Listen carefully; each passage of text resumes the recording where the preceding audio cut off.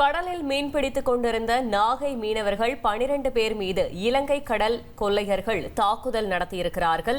மேலும் விவரங்களை செய்தியாளர் ஸ்ரீதர் வழங்கிட கேட்கலாம். ஸ்ரீதர், வணக்கம். தாக்குதலுக்குள்ளான மீனவர்களின் நிலை தற்போது எப்படி இருக்கிறது? இந்த சம்பவம் தொடர்பான முழு தகவலை சொல்லுங்க.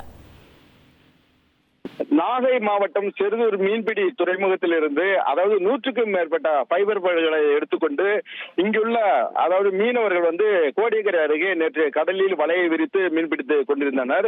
இரவு நேரம் என்பதால் வலையை கடலில் வீசிவிட்டு ஓய்வுக்காக படகில் இருந்த மீனவர்களை அங்கு அதிவேக படகுகளில் வந்த இலங்கை கடற்கொள்ளையர்கள் சுற்றி வளைத்திருக்கிறார்கள்.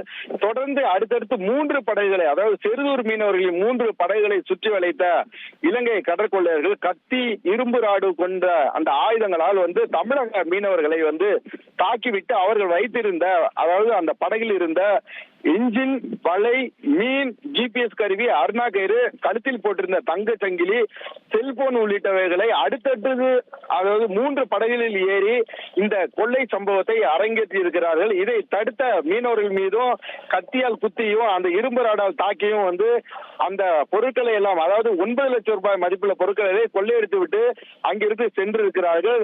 இந்த சூழ்நிலையில ஒன்றுமே இல்லாத வெறுங்கையுடன் இன்றைக்கு நாகை மாவட்ட செருதூர் மீன்பிடி துறைமுகத்திற்கு வந்த மீனவர்களை சக மீனவர்கள் 108 ஆம்புலன்ஸ் மூலம் தற்போது நாகப்பட்டினம் அரசு மருத்துவக் கல்லூரி மருத்துவமனையில் சிகிச்சைக்காக கொண்டு சென்றிருக்கிறார்கள். அங்கு அவர்களுக்கு தீவிர சிகிச்சை என்பது அளிக்கப்பட்டு வருகிறது. தொடர்ந்து தமிழக மீனவர்கள் மீது இலங்கை கடற்கொள்ளையர்கள் கோடியக்கரை பகுதியிலேயே இந்திய கடற்பகுதியில் அத்துமீறி நுழைந்து அவர்களது படகில் இருக்கும் அவங்க மீன்பிடி உபகரணங்களான மீன்பிடி வலைகள், அவர்கள் பிடித்து வைத்திருந்த மீன்கள், எஞ்சின் உள்ளிட்டவைகளை கொள்ளையடித்து செல்லும் சம்பவம் தமிழக மீனவர் மத்தியில் தற்போது ஒரு பெரும் அச்சத்தையும் கவலையும் ஏற்படுத்தியிருக்கிறது.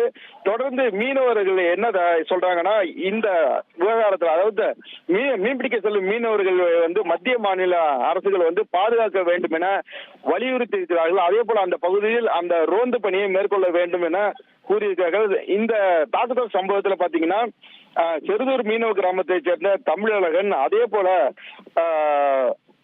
ஒரு 4 மீனவர்கள் தற்போது இந்த அரசு மருத்துவமனையில் சிகிச்சைக்காக சேர்க்கப்பட்டிருக்க சம்பவம் இப்ப செருதூர் மீனவ கிராமங்கள்ல மீனவர் மத்தியில ஒரு பெரிய அதிர்ச்சியை ஏற்படுத்தியிருக்கிறது. தகவல்களுக்கு நன்றி ஸ்ரீதர். உங்கள் தந்திவன் தொலைக்காட்சியில் தெனாலிராமன் தினமும் மாலை 6 மணிக்கு காண தவறாதீர்கள்.